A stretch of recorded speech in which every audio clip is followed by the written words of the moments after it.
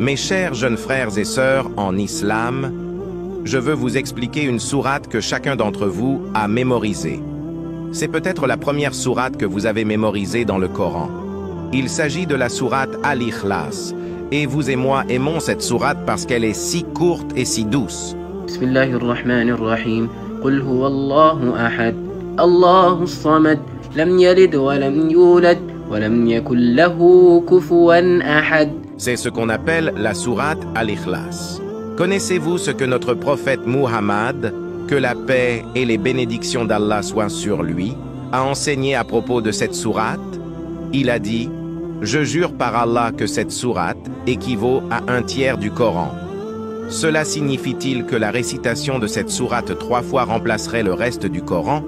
Non, cela signifie plutôt qu'en termes de bénédiction et de récompense, elle est équivalente à 1/3 du Coran. Cette magnifique sourate a été révélée très tôt à la Mecque, lorsque l'un des chefs des autres tribus a entendu dire que notre prophète Muhammad avait une nouvelle religion. Il est allé le voir et lui a dit: « Oh Muhammad, à quel Dieu fais-tu appel? Quelle est cette nouvelle religion ?» Notre prophète a répondu: « Allah. » Ce bédouin, qui n'en savait pas plus, lui a dit: « Décris-moi ce Dieu. Est-il fait d'or ou d'argent? De quel Dieu s'agit-il? Parce que ces gens adoraient des idoles. » En réponse à cette question, Allah a révélé la sourate Al-Ikhlas, dont le sens est très profond. Allah commence la sourate en disant: Qul huwa Allahu ahad. Dit qu'il est Allah, unique, rien ne lui ressemble. L'homme disait: de quoi est-il fait, Allah?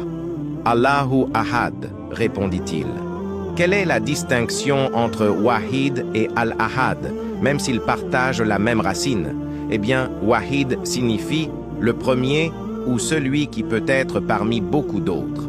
Par exemple, s'il y a plusieurs personnes et qu'une seule d'entre elles gagne une course, on dira que cette personne est le Wahid de la course. En revanche, Al-Ahad signifie qu'il n'y avait personne d'autre dans la course dès le départ, qu'il n'y a pas de concurrence.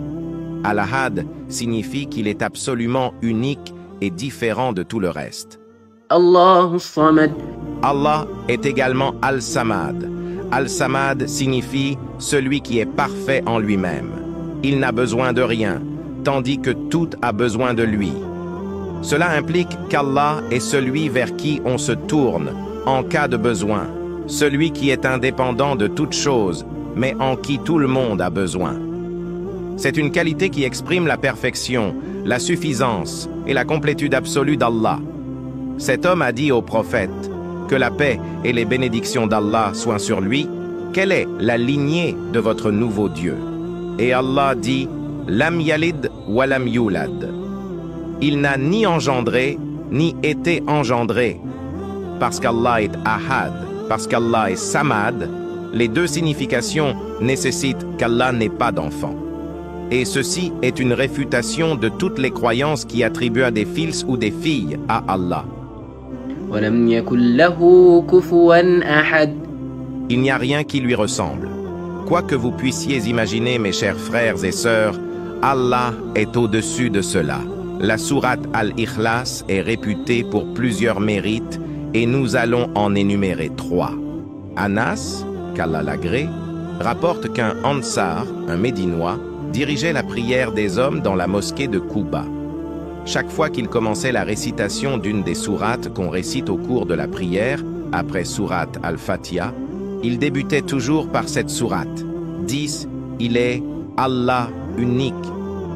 Puis quand il terminait cette sourate, il en récitait une autre.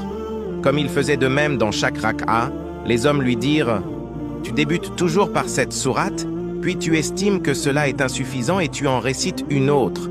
Eh bien, ou tu la récites seule, ou bien tu la laisses pour réciter une autre. Il leur répondit: je ne renoncerai pas à cette sourate. Si vous voulez que je dirige votre prière ainsi, je continuerai à la diriger. Et si vous répugnez à cela, je ne dirigerai plus votre prière. Mais les hommes estimaient que cet homme était le plus digne d'entre eux et ne trouvaient un autre meilleur que lui pour diriger leur prière. Quand le prophète, alayhi salat wa salam, vint les voir, Ils lui firent part de cela. Il manda l'homme et lui dit, « Ô un tel, qu'est-ce qui t'empêche de te rendre au désir de tes compagnons? Qu'est-ce qui te porte à réciter toujours cette sourate dans chaque prière ?» Et l'homme répliqua, « Parce que j'aime cette sourate. » Cette affection, rétorqua le prophète, alayhi salat wa salam, te fera entrer au paradis. Al-Bukhari. Ainsi, celui qui récite cette sourate par amour et par affection pour elle se verra accorder une place au paradis, Inch'Allah.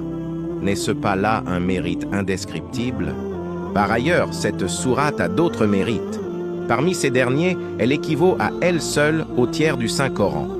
En effet, Abu Saïd, qu'Allah l'agrée, rapporte que le messager d'Allah, alayhi salat wa salam, dit à ses compagnons, « L'un d'entre vous serait-il capable de lire le tiers du Coran en une seule nuit ?»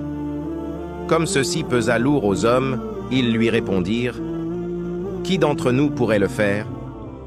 Il leur répondit, « Par Dieu, cette sourate dit, il est Allah, unique, équivaut, en mérite, au tiers du Coran, Al-Bukhari.